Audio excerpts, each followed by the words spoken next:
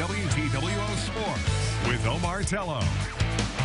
Hello, everybody. Terre Haute's Josh Phegley will likely be looking for a new team soon. The Cubs catcher, unfortunately, has been designated for assignment. The Cubs now have 7 days to trade, waive, or release Phegley. After that, he'll likely clear waivers and then decide whether he wants to become a free agent or instead go to the Cubs' alternate site. Phegley had success against left-handed pitchers in recent years, but had not played much this season for Chicago.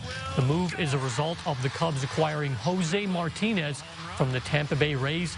We'll certainly keep an eye on Josh and see if he ends up with another team or possibly goes back to the Cubs. He does have 8 years of catching experience in the major leagues. While sticking with the Cubs, they just blitzed the Cincinnati Reds on Sunday afternoon, putting up 10 runs. This coming after the team split a doubleheader on Saturday. And this game is Major League Baseball in a nutshell. Everything seems to be a home run, walk, or strikeout. In the case of the Cubs, it's the first option. Top fourth, still scoreless Kyle Schwarber just crushed.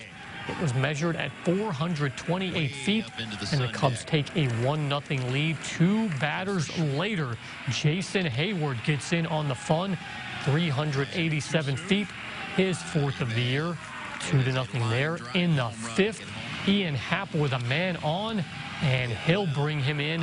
4-0 all Cubs so far. And they cap it off with Schwarber again in the 9th, a grand slam. Chicago hits 6 homers, and they win 10-1. Next up, the Cubs go to Pittsburgh on Tuesday, while the Reds host St. Louis on Monday. Well, speaking of the Cards, they were wrapping up a 3-game home set at home against the Cleveland Indians. They wanted to keep pace with Chicago. The Cubs leading the division over the Cards by a mere 3.5 games as we're about halfway through the season. Hard to believe that, though, isn't it? We pick it up in the second, tied at 2-2 on. Dylan Carlson on the off-speed pitch. Dexter Fowler is the second run, and St. Louis grabs a 4-2 lead. And really cool to see every team wearing number 42 for Jackie Robinson. In the 7th, Fowler again goes down and gets it out of town. That is his 4th of the season. 6-2 Cards. One more in the 8th, Yadier Molina, and Paul DeJong scores, and the Cards win 7-2. They're now 12-13 and stay 3.5 back of the Cubs, with the Reds up next. And a great effort from Adam Wainwright. Happy birthday to him as he tosses a complete game with only 4 hits allowed, as that's a really good win for the Cards.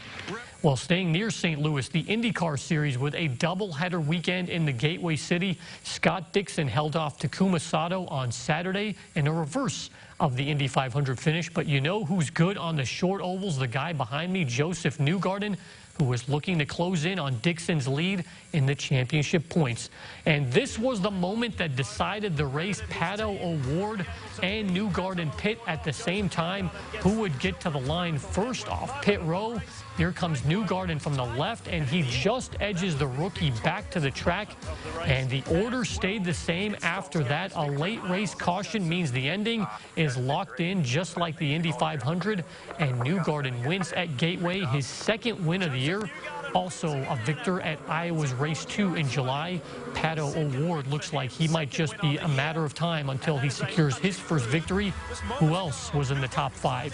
Here's the rest. Power in 3rd, followed by Rinus VeeKay, another rookie, and Scott Dixon. He leads Newgarden by 96 points in the standings. And good news, it looks like they will race at Mid-Ohio in 2 weeks' time. That race had been postponed after being scheduled for August 9th. So we'll certainly be looking forward to that. In the meantime, that's a wrap on sports. Dan is back with a final weather recap right after this.